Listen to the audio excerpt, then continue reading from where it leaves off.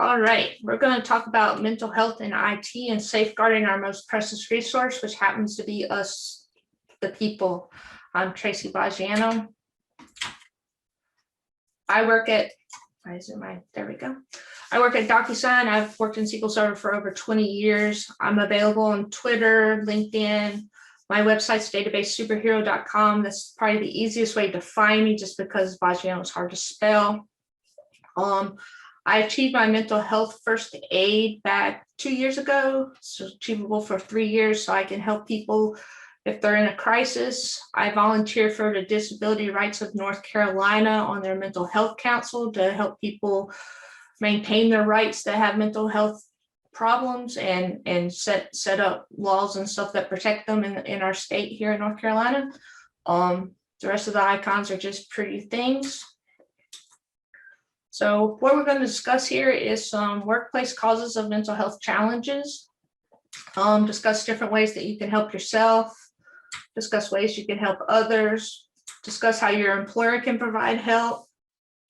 I do have a COVID section in here that, depending on time, we'll go through, and we'll provide plenty of resources for you to walk away with. I have like 5 slides of links. So first I'm going to go over who I am a little bit more in detail. For one thing, I am not a mental health professional. Don't make a mistake me for that. I am a database administrator with lots of history with mental health issues.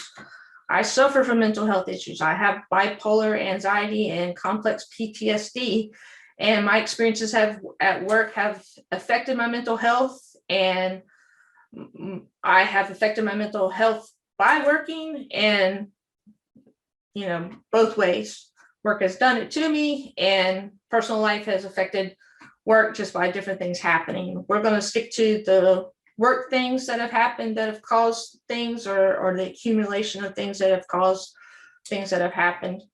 And I'm just ready to talk about it more publicly and raise awareness around it. I've done a lot of research in the subject as it relates to the IT area, because face it, that's who the audience I have to speak to. And so I want people to be able to talk about this and be not afraid and not feel like they're alone when they're dealing with these issues. So I found this quote. I don't know who I found it from, so I had to put anonymous on it. But mental health isn't just mental illness. It's just part of being human. So you have physical health, you have mental health. It's just part of who we are. So what does positive mental health look like? Basically, you're realizing your full potential. You're able to work well, have your relationships well. You cope with your stresses of life very well. They don't, bog you down and make you think about too much stuff. They don't make you feel depressed or make you lose too much sleep. You're able to work productively at work and maintain your work schedule without too many interruptions. You're making meaningful contributions to your communities. You're not avoiding impacts with people, and your social relationships are staying intact, and you're meeting your basic necessities. You're continuing to take showers and things like that. Because I know with the pandemic, some of these things have slipped where, still, might be in our PJs and stuff when we start work, instead of, dressing in normal clothes, but we're maintaining stuff. So, in general, in the U.S., the population, 1 out of 4 people has a mental health illness during a given year. And these are just mental health illnesses that may go away or chronic conditions, but they seek treatment for them. Some places say 1 in 5, but Johns Hopkins has the statistic at 1 in 4. In tech, that becomes 42% instead of 25% based on a survey that I found at OSMI. And I found a survey for the UK. You guys are in the UK. You guys are worse than us, or worse than that survey, because I don't know who all took that survey. You're at 48%. And some of the other statistics on there say that 66% of the respondents in this report are stressed by work. More than half suffer from anxiety and depression at some point. 13% say they are constantly stressed with symptoms and anxiety attacks and headaches that continually make them tired and affect their ability to work. That's just not a way to live your life because of work. I mean, come on, we need to be happy and go lucky. maybe not go lucky, but happy and able to function and be productive at work. So this is a general list of mental health disorders. Mainly, we're going to talk about anxiety disorders and depression, because those are the things that pop up when you have things at work affecting you. The different 4 things we're going to talk about that come into work that affect your mental health. A little bit about why I decided to speak out now. One is because I have a lot of personal experience with this, and I know people feel guarded and are afraid to talk to someone. And I'm tired of the stigma around it. I know my stuff came to a head in 2018, and it was talked about at a Sequel Saturday that I wasn't intending because of a situation. And it got back to me that people were talking about it. And it's like, why are people talking about it behind my back? But at any rate, it's just, not good that it was stigmatized like that. And people need to realize they're not alone, in this battle with mental illness. It's a thing that it's just part of your life, and you go through it and you come out of it. It's not something that has to last forever. And I took a look at a lot of stats. I was like, wow, this is pervasive. This is like, it affects a lot of things. So a little bit about my story, going back to that Sequel Saturday in 2018 that I did not make. I was in a psychiatric hospital at the time, which no one knew that, but evidently someone decided to gander a guess at that. But it all started with me changing jobs and getting really stressed out about this particular job that I changed to in June, and the Sequel Saturday was at the beginning of August.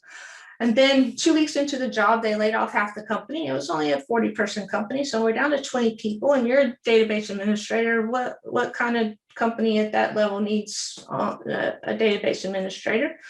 Okay, then we had some personal stuff get in there. And, I'm already stressed out about work. I'm working all kinds of late hours. I'm getting a little burnt out at work because their systems are chaotic as all get out. They have 1 million DTA indexes. Gosh almighty. They have indexes named missing index. Oh, it's just a nightmare to get rid of all their indexes. And once I got rid of some stuff, it just magically started running fast. But it took me 3 months of working there to get all that stuff under control and doing it at night, so I didn't affect their customers. But while I was doing all of that, I went to Sequel Saturday LA, and I got in a car wreck with my rental car with a boxcar truck that didn't make it do a 180, and that wasn't too much fun, wrecking a rental car. Then I had a friend that had a really bad crisis that I had to help them through. And while I'm doing all this, I'm traveling to like 2 Sequel Saturdays. And I also changed therapists during this period of time in my life. So it was, 2 Sequel Saturdays a month is, I'm constantly on the go and stuff. But it all started from that anxiety from the job change. And I had contacted my doctor like a month before everything started spinning way out of control, and had very little luck getting in touch with anybody that would do anything.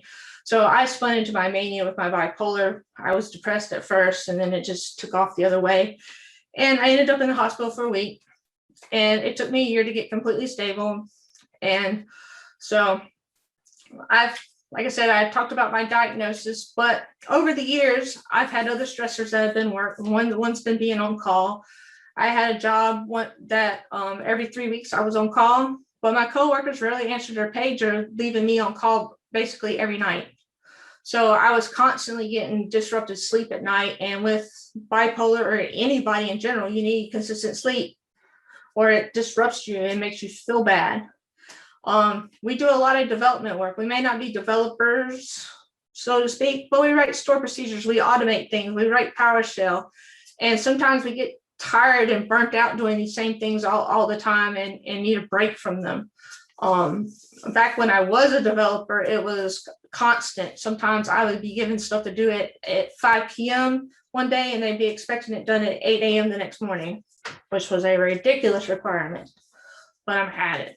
Then we've had layoffs at work. I've been harassed at work. So I've had all these different things over the years that have caused me different stressors and caused me to get depressed and things like that. So let's take a look at some of the stats that we found. This IT survey, people said that 86% of people wouldn't discuss at all with their employer any piece of their mental health at all, which is kind of sad, because that if that's a third of your life is spent at work. So, you can't talk about it there and get some help and get understanding there. It's kind of like, it's very hard, and another 30 life spent sleeping. So And 44% aren't even aware what kind of healthcare coverage they got for mental health stuff because their employer doesn't talk about these things. And 63% say their employees just never mention mental health. Like when they talk about the healthcare coverage, it's never mentioned. It'd be nice if more companies did wellness campaigns around these things and explain the benefits that you get there, because you're going to miss days of work if you get mental health issues and lose productivity because you're not able to concentrate even when you are working. So let's talk about all the money that businesses lose in general, not just in IT, based on the fact that people have mental health issues. $1 trillion is lost to productivity globally. This is what I was saying earlier before we started. If I had that number right there, I could just stop working and go volunteer with my foster kids forever.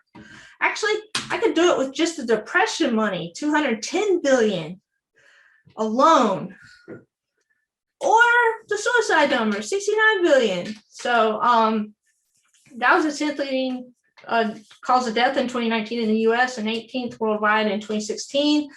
This is where one person basically commits suicide every 40 seconds. So that's a lot. So I encourage anybody at all that's having any suicidal thoughts to please call a hotline and talk to a friend and seek out some help. Do not be thinking about that and not seek out help. There are hotlines everywhere that you can call and friends that will understand and help you.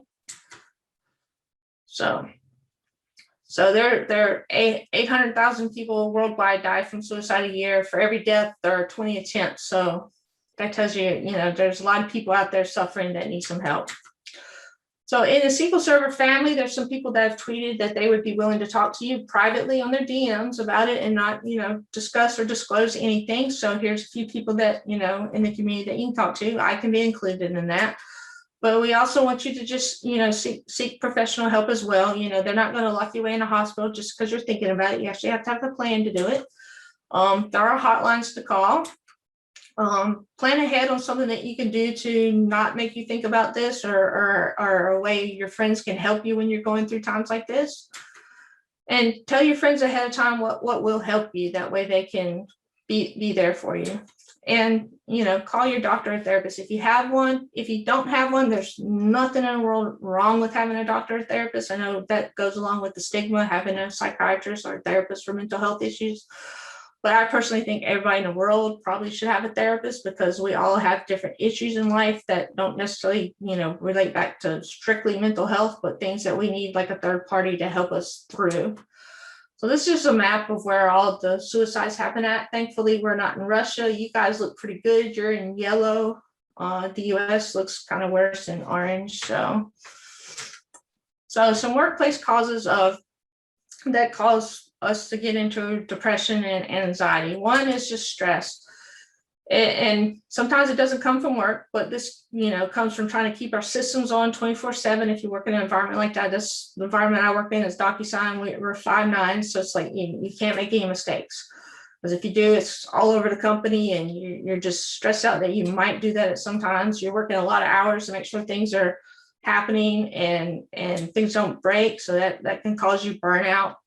We're always checking our emails and our phones after hours. I encourage people not to do that if you're not on call. Put the phones away, turn off all the little dings that can happen on your work things, and don't look at them if you're not on call. We also can get harassed at work, and not just sexually harassed. I'll go through more different ways of getting harassed later. And then you can actually get bullied at work. And I have a few examples of those later when we get to that slide as well. So stress and burnout. In the poll of 11,000 people, 56% of people reported stress and burnout. Now, back when I first started this presentation, I found this website. It's called burnoutindex.org. I encourage you to go take this, because I thought I wasn't burnt out. But evidently I was. I know at this moment I am a little bit burnt out, or probably a lot. I got a lot of things on my plate. But at that time, I didn't think I was. And according to the survey, I was. So it's like, go check it out. It's about 10 questions. So I'd be interested to get the 11,000 people to actually take the test before they report whether they're burnt out or not.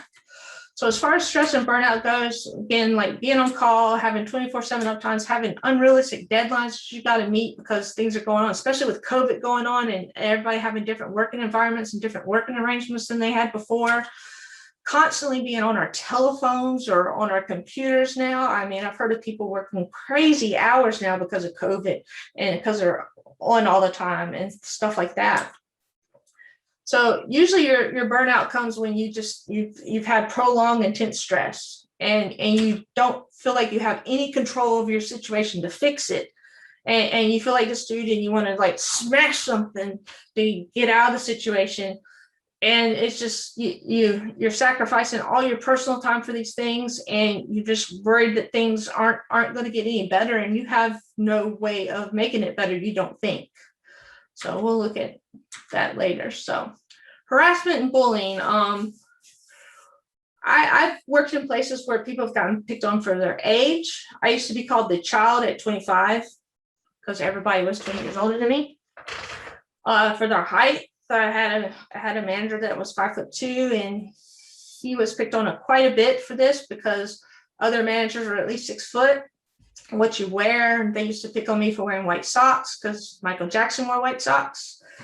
What you eat, there was an Indian dude in our department that ate Indian food, and it has a different smell than American food, and they would be picking on him about that. I've also had, coworkers just yelling in the workplace. I don't think yelling in the workplace is appropriate at all, ever, and just make rude comments. A server would go down, I get back to my desk, and I'd be being yelled at. What did you do to it? I wasn't even here. And making fun of your colleagues in any way, like for those reasons, is not cool. The proper ways to poke fun at your colleagues and the improper ways when you're getting in the wrong ways. So sexual harassment. I worked at this one place, you know what normal sexual harassment is, but I worked at this one place where the guy had the Playboy magazine calendar up, and it was reported to HR. So he just stuck a sticky note over the offensive part, and he was allowed to leave it up. I don't think that was appropriate. And don't pick on people about their religion either. I mean, we had, Muslims that at one place where I worked, where people were in the Bible Belt down in North Carolina, highly Christian area. So people did not treat him very well because of his religion. So, and all of these things can, cause people to get depressed about their job because they got to go in there and deal with these people every day. So how can you tell if things are affecting your mental health? So one is you can become more sad or irritable. So if you start feeling down or you start biting people's heads off more than normal, you're probably starting to get there. You can have extreme mood changes. You can get highs and lows. So you can start feeling depressed, or you can get a lot of energy. You start having excessive fears and worry and anxiety about things at work or even things at home. You start pulling away from people and activities, things you used to like to do, like playing video games, for example, to do something away from work. You just stop doing it because you just, you don't care anymore. These days we're not hanging out with people, but you know what I mean by that. You get changes in your sleep and eating habits, and you have trouble concentrating. It's different ways it has affected me over time because, I have the different diagnoses, so I get a little bit of different effect. But I've missed work. I've had, doctors write me notes out of work. Well, same doctor write me notes out of work at least 3 times just because everything has just gotten to a head. And it's just like, I can't deal with these people for a little bit longer, or something's going to happen. And I have a lack of focus sometimes when I'm going through a stressful period at work, and I can't dial it down, and I can't talk to my boss about it because sometimes I have a boss I can talk to, sometimes I don't. I've had bosses where I can, I have bosses where I can't. So, and I've had lack of motivation for getting anything done at work. Just like, I don't care today. Some positives, sometimes I get just a real extreme energy from things. Yesterday I did, but I think that might have possibly been from the 12 Coke Zeros as well. But I think that's from the stressful event I'm dealing with personally. But also, when servers go down, I work really well under that particular type of stress. So that's a positive for me. I call that my superpower. So I've just lived a stressful life, so I have a really good ability to absorb that type of stress. So this is a evaluation that was put together for firefighters to tell if they were doing well mentally. So I'm just going to go through this fairly quickly to see, so you can kind of evaluate where you are at on the chart. And like I said, worst case scenario, if we don't make it through stuff, we will be skipping the COVID stuff, and you can download the slides to look at that. So if you're thriving and you're doing fine, you're calm and steady, you don't have any major mood fluctuations, you're able to take things in stride as far as stress and when things change. You have consistent performance, you're not, unproductive, and you're getting things done. Everything on your to-do list is, the normal way you take care of your to-do list, because some people still don't do their to-do lists even when they're got it. You're able to take, criticism, criticism the way it's supposed to be, given feedback and adjusting changes in plans, and you're able to focus. You're also able to communicate effectively, because sometimes when you're depressed, you can't think of words to say, and you're irritable, so you say things that you don't mean to say, or you're short with people, and your sleep patterns are normal, and you're eating normally. Now, if you're starting to deteriorate a little bit, you're in the surviving mode, something isn't quite right. We're still a little bit optimistic about the situation, given the picture. You start getting a little bit nervous and a little bit sadness, so a little bit of the mood fluctuations. Start getting a little bit inconsistent in your performance. So, you might start showing up at work a little bit later and not, quite able to concentrate a little bit well. You get more easily overwhelmed or irritated about situations. You have an increased need to control things that are going on around you, and you have difficulty adjusting the changes when a project comes at you, and all of a sudden they decided to hey, let's rename all the servers in this environment for the third time and rebuild them. You're like, oh, what are you talking about? Trust me, that's a current project. Come on. And you start having trouble sleeping or eating. You also start, your activities and relationships you used to enjoy are not as interesting or even stressful for you to enjoy. You might have some muscle tension or low energy and headaches at this point as well. So when you start struggling, this is probably when it's time to start seeing a therapist or a doctor to work through some things and have someone to talk to, or talk to a friend. You've got the persistent fear and panic and anxiety and persuasive sadness, and you just feel hopeless. You're exhausted. You've just got poor performance and difficulty making even decisions like what's to eat tonight. I get into those ones a lot. I can't decide what I want to eat, or just even concentrating on the activity. Sometimes I have to, when I need to concentrate on work, I have to make an extensive to-do list and just go down like every little bullet point of what I need to do to get through a day. And you start having fatigue, aches, and pains. You also start avoiding interactions with everybody. You're like, I don't want to talk to nobody. Go away, leave me alone. I just want to be in my world. See, we're in a little well with the picture. And your sleep's disturbed, and you may start self-medicating with substances or food or other numbing activities. If you're in a crisis, this is definitely where you need the therapist and the doctor. You're pretty much disabled, and you've lost the ability to function pretty much. You're having panic attacks, nightmares, or flashbacks, possibly. You're unable to sleep or stay asleep. You're having a lot of intrusive thoughts about things. You may even be thinking of suicide. Again, call a hotline or a friend. Please, please, please, please. You easily get upset or aggressive about things. You make careless mistakes because you have the inability to focus, and this is not good when we work in IT. You start feeling numb or lost and out of control, and you withdraw from all your relationships, and you may have the dependence on substance, food, or numbing coping activities. So that's kind of a chart you can go through and try to gauge where you're at on the chart to see where you're at. You may be fine, you may not be. COVID's been very stressful on a lot of people this year.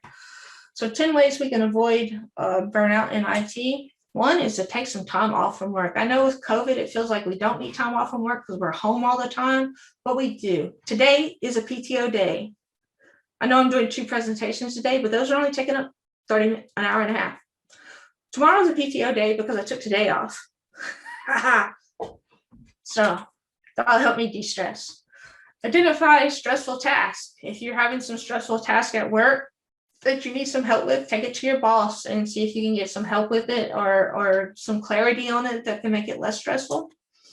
Unplug at the end of the day. 5 hits, turn off the computers. If you can turn off the computers, you're not on call, turn them off, turn them off, turn them off. Get rid of the cell phone. Don't use them. Eat well and exercise. That's one thing, exercise. I don't think I've done but like 2 walks since the pandemic started, and the pandemic's over a year old. That's not very good, but I've been eating well. socialize with people. I know it's very hard because we only got like Zoom and stuff to socialize, but we got to do it in order to keep us going. Develop an escape plan. Develop something you can go out and do for yourself, even though probably all we can do is go to the park at this point in time, but something you can do for yourself that gets you out of the house and get you away from the computer, and that way you can get some de-stressing going on. And try to get plenty of sleep. Cross-train other people in how you work, so you know how to do things. They can do some of your work for you, and when you're having a little bit of difficulties and you're not always the one doing that particular activity. And learn to say no to when people are asking to put more on your plate when you already have enough on your plate. So some things you can do to help take care of yourself are, again, we've mentioned these in the previous slides: eat well, exercise, and sleep. Develop hobbies away from the computer. That's a big one for us IT people. We tend to, our hobbies tend to be on the computer, playing video games even, or something like that. Get away from social media if you can. It's pretty negative out there. If you do like Twitter, because like a lot of SQL community people are on Twitter, I recommend using muted words. Tracy published a muted word list in GitHub, and I constantly update mine when stuff happens, like Trump's muted and all the COVID words are muted. So I hardly see anything about mass shootings, because those happen a lot in America, and all those things, because I can't handle news. It brings me down. So, and this is what we got to do to protect our wellness and stuff. Try some light therapy if you don't get out and about enough. You can buy a little lamp, put it on your desk, get you some vitamin D. Try some relaxation trainings, maybe some meditation or something like that. And spend some time with family and friends. They usually will bring you up, even if you don't really want to be around them. Things to do if these issues are happening at work. First thing you should be able to do is talk to your boss, especially if it's under the harassment and bullying and those types of categories. And even burnout and stress, you should be able to talk to your boss about those. If it's under harassment and bullying, you may need to take it up as far as HR to get those type of things stopped. You can talk to a friend about things if you don't feel like you should talk to your boss about these things just yet, and see if that makes you feel better. You also can see a therapist these days. There's therapists online. I know in America we've got betterhelp.com, where we can basically see a therapist at our house. Again, there's nothing wrong with having a therapist or a professional that can help you deal with things. They usually have a way of helping you see an issue that in a different way than what you can see. And worst case scenario, you may need to see a doctor to get on some medication, which is not a bad thing either. I said worst case scenario, but that's just because, you've already seen a therapist and a doctor, and now you're paying more money. But who cares? It's just to get you through your rough spots. And then when you're through the rough spot, you don't need to be on the medication anymore. So what you can do as a friend to help people that are going through these challenges. Listen non-judgmentally. I have this friend who can't do this. She jumps in, tries to save the day, and give advice based off of whatever she's read on the internet instead of listening. Try to just listen. Ask questions that show you care. She doesn't ask a single question. She just tells me what to do. Be patient, because sometimes we don't want to talk about things, and you got to work with us to open up. Don't be critical of how we're handling the situation. Just kind of understand how we're doing it, and be gentle with how you talk with us. Also check in with friends that you may not have heard from in a while to make sure that they're okay. If you feel like they may have socially withdrawn because of something that's going on, you can be honest with them that you're worried about them. And don't be confrontational. Be honest is the next one. Be honest about your concerns about them. And if you think they need to see a professional, offer to go with them to find one, and go with them for their first appointment. You can sit in the lobby or go in the back if they will allow that. What not to say to people. I've had all these things said to me that are terrible, so I remembered them all. Just pull yourself together. I can pull myself together and get out of it. Snap out of it. Just pray about it. These are my church friends that say that one. You have the same illness as such and such, and they do blah, blah, blah. And everybody's illness is a little bit different, a little bit the same. And things aren't going to work too well if you try to compare But if you were to say it in a different way, it would work better. Have you tried doing this instead of, so-and-so does this, this should work for you. Just distract yourself. If you're really depressed, just, playing a video game, it's not really going to help. You don't need medication. And I meant to delete that. That's supposed to be on a different slide. So, and don't tell them to stop acting crazy. We don't like using the word crazy because, that's just not nice. Just don't worry about it. When people are stressed out about stuff, you can't tell them not to worry about it. That's why they're stressed out. Try to talk them down instead of using just that simple phrasing. Cheer up. Yeah, we're depressed. Cheer up. It's going to work. Therapy is for people who are weak-minded. Straight from my father's mouth.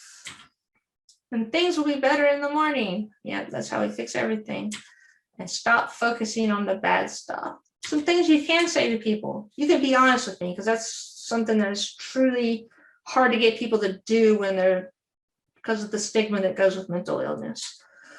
Sometimes try to get them to go for a walk because I found out in my mental health first aid training that like sitting across from a table across from somebody is more considered more confrontational than standing side by side with somebody.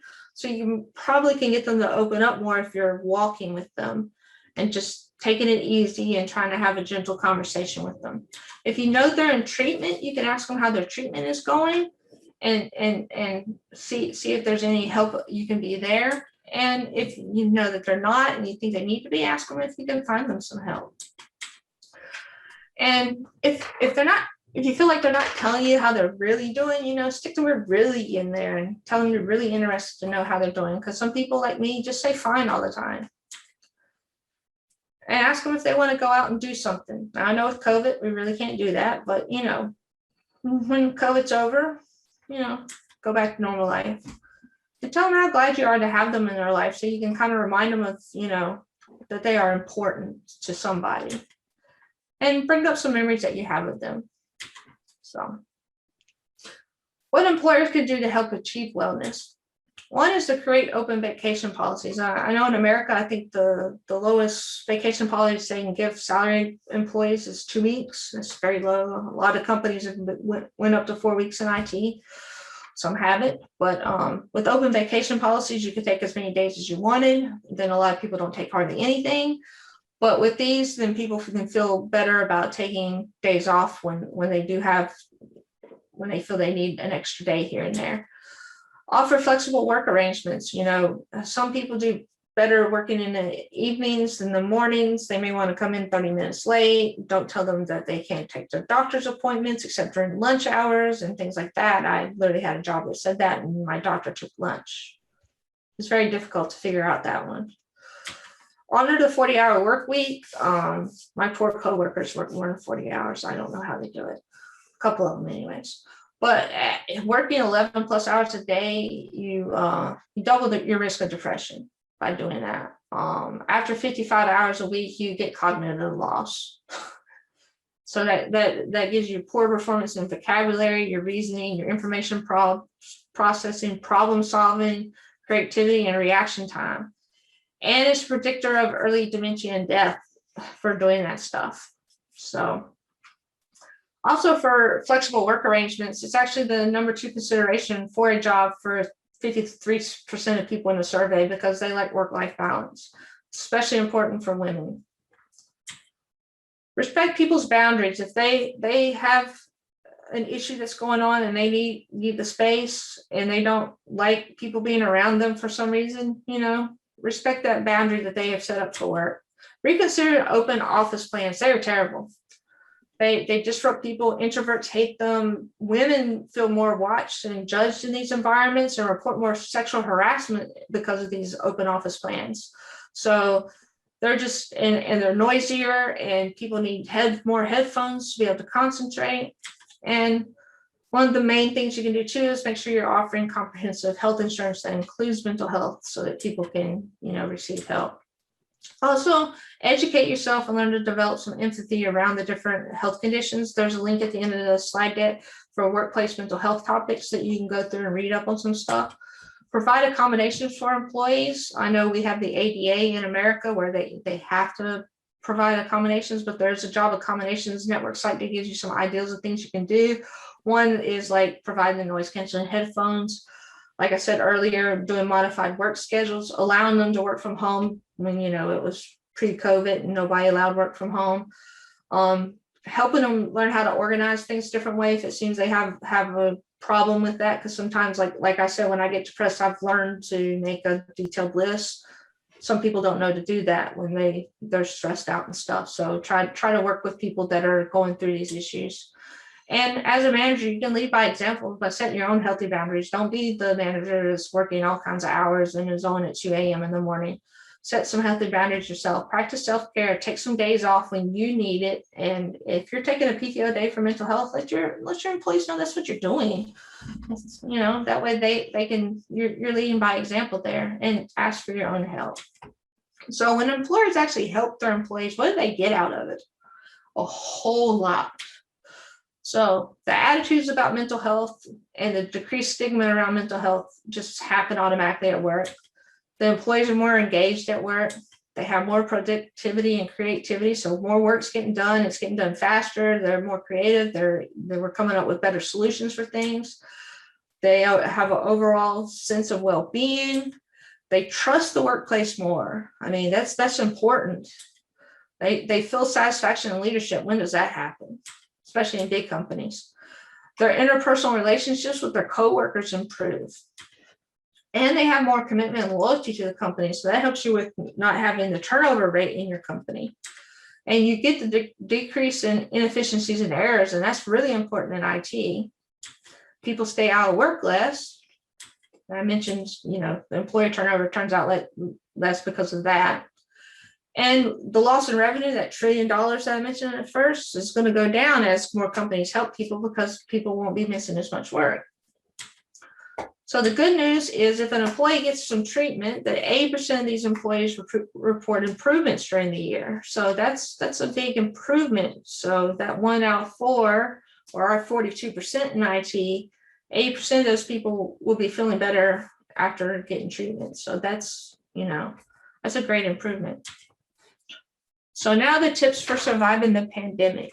I got this article about 7 different areas to help maintain your well-being and what to nurture while you're in self-isolation that I thought would be important to add to this presentation, because the pandemic is really just wreaking havoc, I think, on everybody's mental health.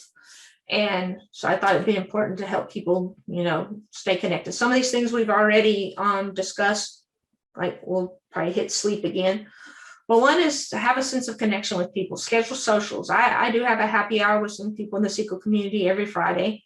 I sometimes don't want to go, but I'm the host, so I have no choice. But people show up every week, so that's good. Just don't write, means like, don't just text people, pick up the phone, call them, hear their voices. I hate to talk to people for months via text and never hear their voice.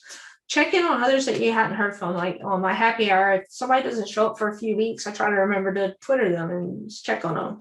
I don't have their telephone numbers to call them, so I can't do my number 2 on there. And share experiences that you're going through that are negative with the pandemic, or anything else that you guys might have in common that's going on with your lives, because, you know, that's how you stay connected with people. Remain calm. Don't panic over the pandemic. I know we probably were really panicked at the beginning, but things seem to be, I don't know, stabilized. Don't know if that's really a thing at this time. Turn off the news. Don't watch it too terribly much. Just watch like 1 show of news a day. Use local government sites to stay up to date on things rather than watching the news. Turn off your Twitter feeds on those. Use the muted words so you don't see it as much. And do something for yourself, like anything. Go out for a run, read a book, clean your house. Anything possible that you can go out in your yard and walk barefooted in the grass. Just something that you can do for yourself that is away from the computer, that keeps you calm. Another area you want to do is try to be happy and keep your happiness going. So get outside if you can, because, you know, fresh air is great for you. The vitamin D from the sunshine is great for you. Get some exercise. Go for a walk every day if you can, or run or cycling. I see a lot of UK people cycling on Twitter.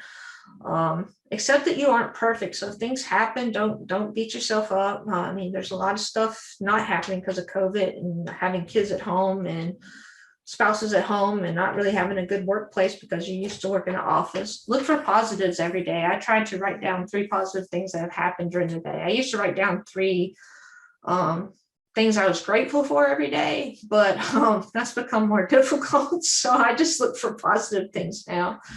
And practice some mindfulness. Try to, clear your mind. Some meditation would do for 10 minutes, even with the Calm app would help you out with that.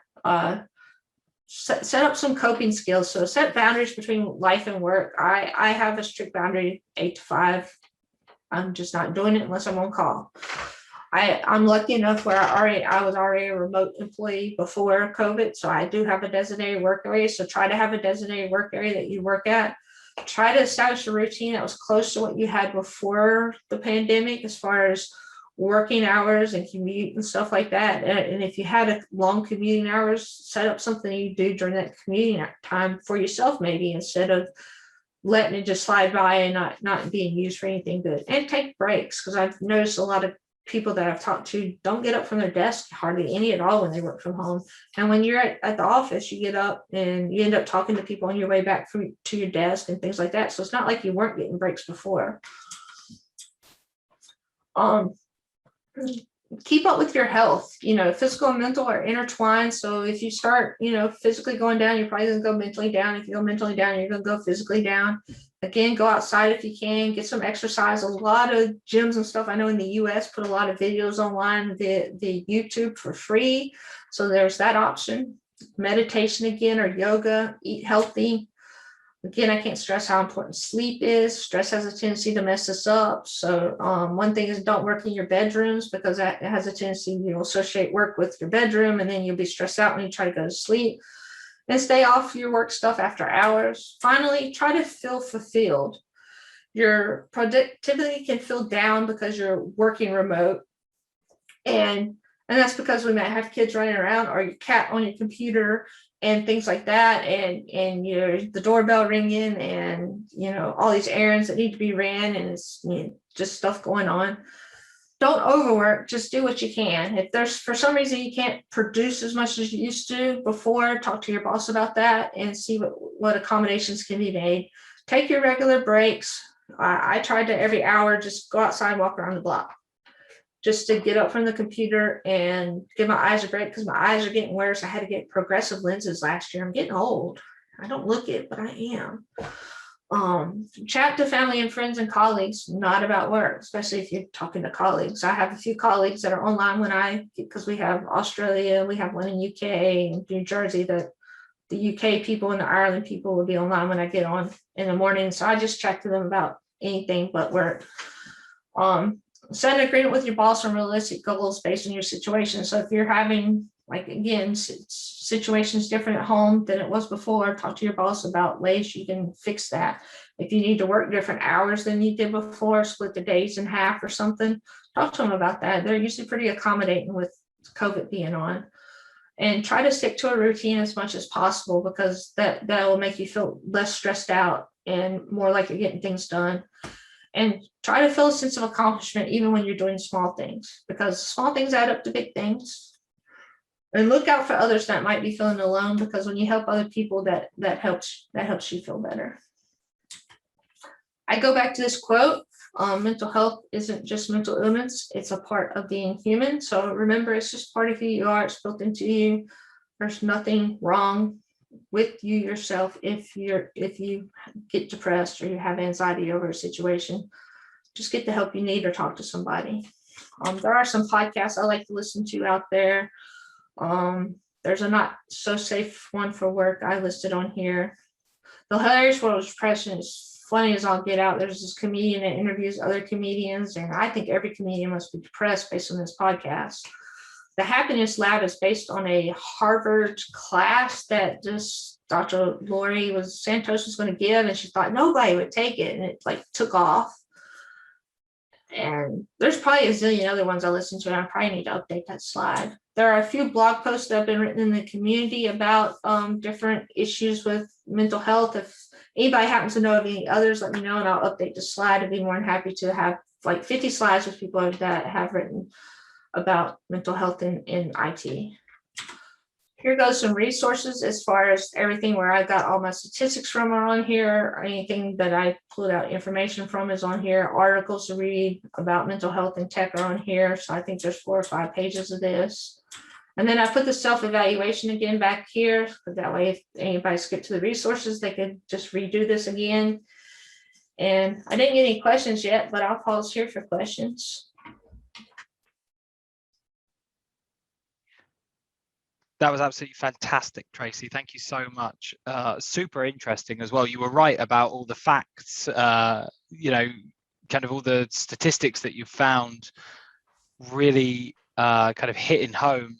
It's quite surprising almost, and quite harrowing, kind of, you know, how pervasive, like you said, it is. If anyone has any questions for Tracy, do please feel free to pop them in the chat, either in the YouTube chat or in the chat or the Q&A section in the meeting. I think this is a perfect opportunity to do that. Yeah, so one comment already, no questions, just applause from me. I think I speak for everyone when I say that's yeah, pretty much how we're all feeling. I think I do have I have one question if no one else is going to ask a question. Go for it, King Chris. Well, thank you. So you talked there about sleep being really important as well, being one of the many important pillars of good routine, of good mental health. Yes. And there's a lot of people who, unlike myself, you know, my face hits the pillow, and regardless of what state I'm in, I'm out. But there's a lot of people out there. I'm so jealous. I don't know what it is. I can go to bed worried or relaxed or what, but my face hits that pillow and I'm gone. But there's a lot of people out there, and a lot of my friends and family included in that, who toss and turn, and they could go to bed stressed, not stressed. You know, there could be something bubbling under the hood. Do you have any good tips for, you know, being able to sleep better, or by, you know, any tips to create a better sleep habit or routine? Yeah, one is to turn off your screens like an hour before bed. Okay. The Calm app that you can get on your phone has, like, if you want to do like a brief meditation, you can, but it also has longer sleep ones that'll go like 60 minutes that you can listen to that can help calm you down as well. Other than that, I take medication for it because my brain will not shut off without medication. I suppose there's a lot of people out there who will say, oh, well, I don't want to take medication, or I you know, I want to avoid medication at all costs. But I suppose sometimes it is necessary, isn't it? It's when you get to that point where you need it, and it's agreed by, like you say, if you speak to people, your doctors, your therapists, you know, that could be a really great. We did have and that's why I suggested the Calm app first, because it does have, I've been able to use that on occasion, like during the middle of the day if I'm tired.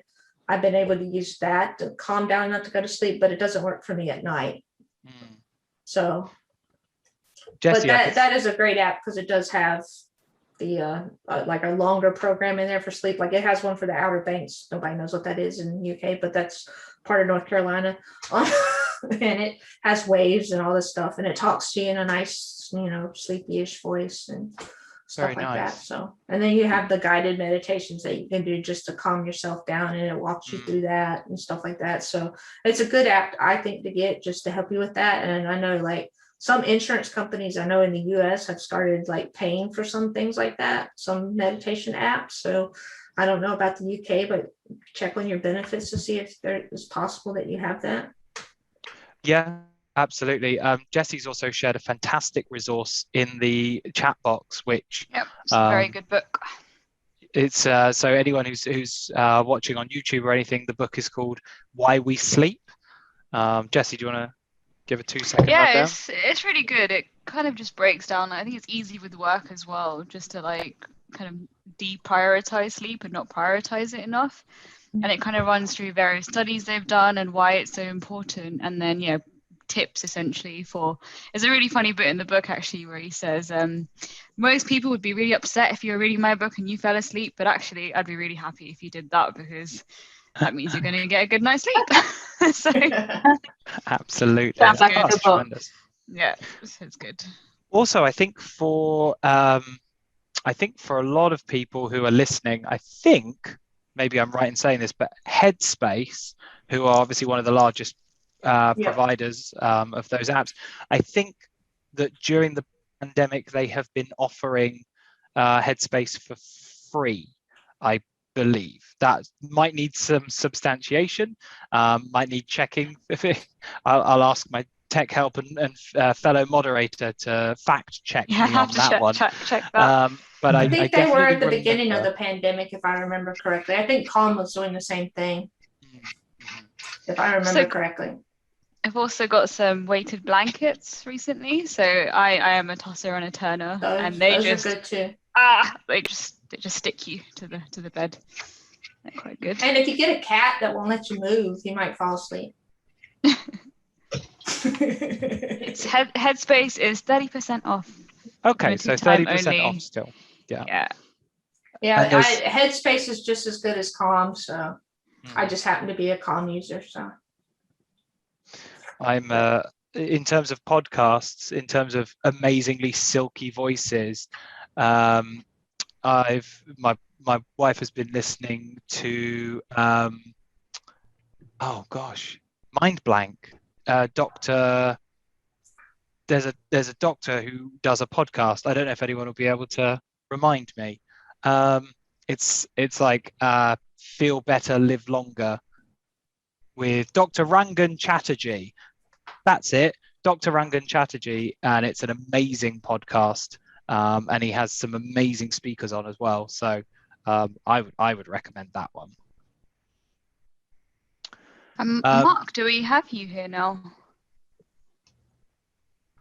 Well, I will finish my slides and say thank you for having me. I appreciate you guys asking me to do this presentation. Thank you so much. And there's my contact info if anybody needed it. And I stole all the photos from Unsplash because they let me. Fantastic. Thank you ever so much, Tracy. And I'm sure I speak for every attendee, everyone watching on YouTube, and everyone watching this session in the future as well when I say thank you. It was an absolutely amazing talk, and for being so genuine, so open, and so vulnerable with us. We really, really appreciate it. It really hit home, and I think it had a fantastic message to get across as well. So I do hope a lot of people will be taking that away with them. So thank you.